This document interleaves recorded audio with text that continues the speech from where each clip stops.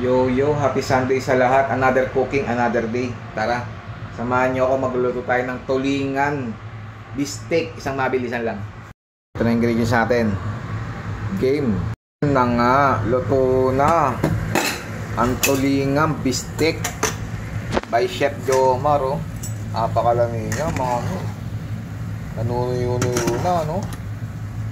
Tikman na natin yan. Happy lunch to all.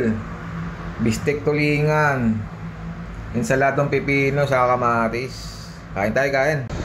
Thank you Lord, tadakimasu. Kain tayo, kain. Napakalami niya. Late lunch na mga men. Kasi insaladong pipino. Kain, kain. Sarap po.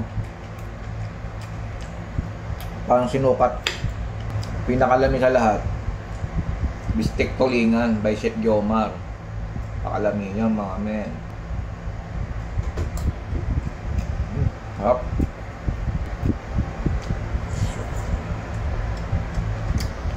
Sarap ng sibuyas mga men. Masarap sa beefsteak yung nanunuyo-nuyo na. Yan ang masarap.